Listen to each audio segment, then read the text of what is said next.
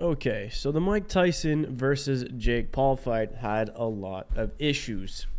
Number one being Netflix. So Netflix was running into buffering all the time. It was lagging. I don't know about you guys, but I had issues and I did an internet test and my internet was perfectly working. I think the servers were overloaded and I don't know what was better, the fight itself or Netflix's performance on video performance.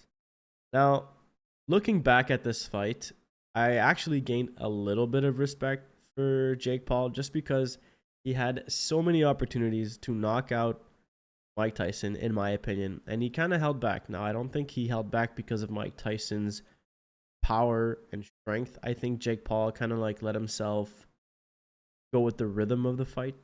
Like Jake Paul was just feeling Mike Tyson out, and I think he knew instantly that he had the win on Mike Tyson.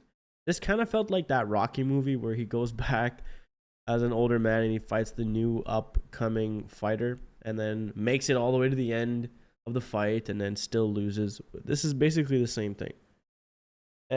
At some points, I kind of felt bad for Mike Tyson just because, like, it's cool. It's cool to see him fight. It's cool to see an old fighter fight a young guy, but it just shows what age does to somebody. You saw that he was slower. His leg work was a little bit off. Logan Paul just looked, sorry, Jake Paul. Logan Paul actually said something that I did not like when he was interviewed with Mike Tyson on the ring. He kind of said, I think it was pre-fight, he said he would kill Mike Tyson. That is very, very disrespectful, and I did not like that comment. Just Jake Paul needs to chill axe. My God, Logan Paul. I really get these two mixed up. I'm very sorry. But going back at the fight, Jake Paul just really had control of the fight. I have respect for the fact that he didn't go for the knockouts when he really could have. He clipped Mike Tyson a couple times and he could have just ended him, and he didn't. Saw at the end where he praised Mike Tyson, kind of bowed to him and said, "That was pretty cool, man. Good fight." The buffering itself was a very big issue. I feel like we're going to be hearing from this a lot. Netflix is going to have to, this hurt Netflix for sure. And more than I think about it, when I watch movies and shows on Netflix, the buffering does happen. Now, this was a live event. Maybe they're just not good at like broadcasting live events and not their strength.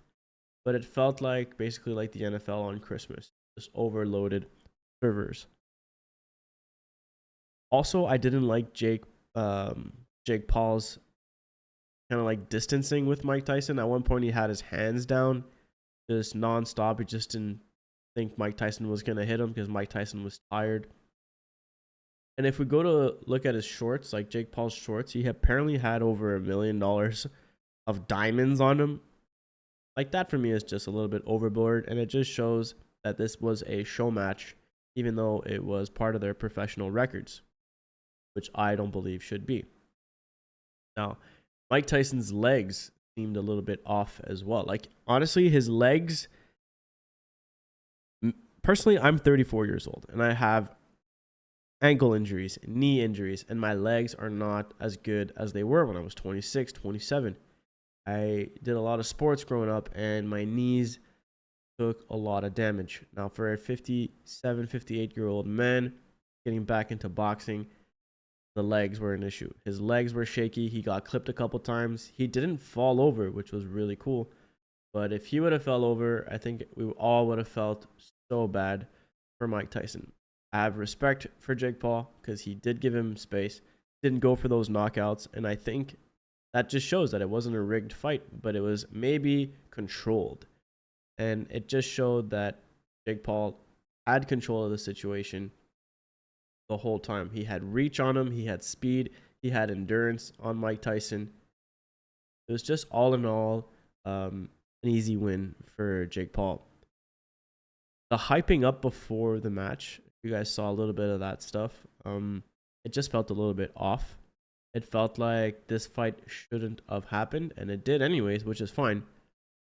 But in my opinion, this was a very careful decision from these two fighters. Coming back from retirement at 57, we can totally see what a human body goes through when you're getting older. And it's just not fair for like Mike Tyson to be fighting a 27-year-old. He put himself in that situation, and that's okay. Jake Paul accepted. That's okay. He is a content creator, YouTuber, entrepreneur. This guy's all about social media, and he knows how to control the social media. So, yeah. Was this a fixed fight? No. Was it rigged? No. It was controlled. It was a controlled fight. Knockouts were allowed, but I think that was just to get our attention, because if it would have said no knockouts allowed, a lot of people probably wouldn't have tuned in my opinion. That's going to be pretty much it for today's video. I hope you guys enjoyed. I don't do a lot of videos like this, but let me know in the comments below if you want more videos like this. Peace.